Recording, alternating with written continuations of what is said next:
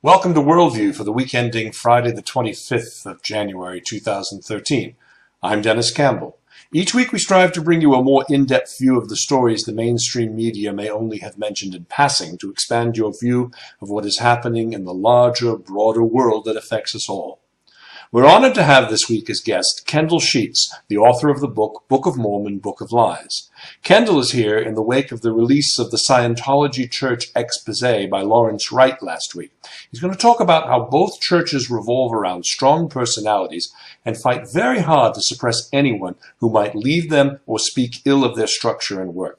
It's a fascinating discussion and you won't want to miss it. Andy Chiba is a UK activist and member of the Green Party. He's leading the fight in this country against hydraulic fracturing, or fracking, to release shale gas from deep beneath the surface of the earth. Andy spends time with us to discuss how this process damages the earth miles beneath us, upsets the water supply, and worries in the rush for seemingly easy money we're being sent on a fool's gold mission. And on the eve of the 2-year anniversary of the Egyptian uprising, Egyptian Ahmed Farwat, the host of the popular PBS television program Bella Dan, joins us for a look back at the highs and lows of the new Egyptian government and what's in store for Egypt 2 years on. Now, you can follow us on Twitter at Worldview Show and Facebook.com/Worldview Show. You can watch clips of our shows on demand anytime at YouTube.com/Worldview Show. And we'd love to hear from you.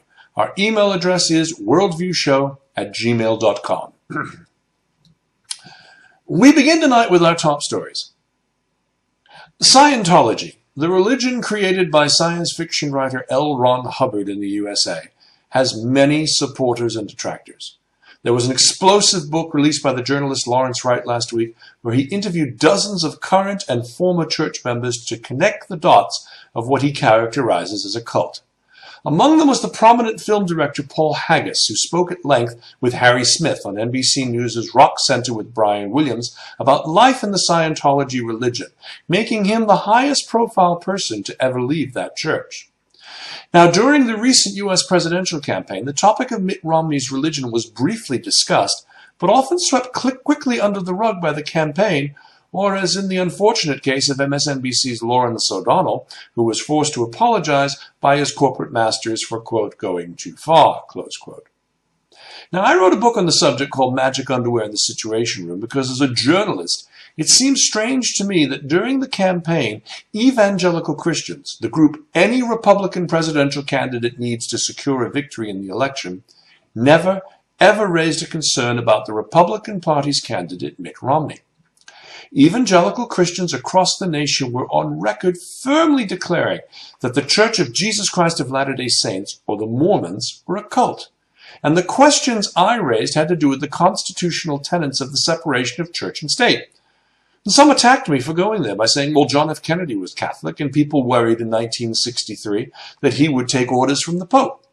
This was not the same thing, since Mitt Romney served as a church bishop, then as a stake president. The entire state of Massachusetts Mormon Church was under his control.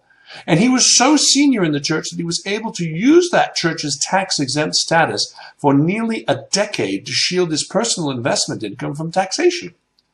I'm not the only one with questions. Our guest later in the program, Kendal Sheets, has raised many of these same questions and dug even deeper into the history of the church, its founder, Joseph Smith, and the way the Mormon Church exerts almost complete control over its parishioners. Now, the one thing both Kendal and I want to make clear is that we fully respect the right of people everywhere in the world to follow whatever system of worship they find most comfortable personally to them.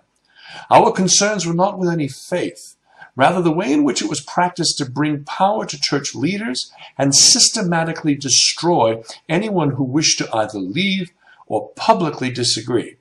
Kendal's fascinating interview is next on Worldview with Denis Campbell. Please keep it right here.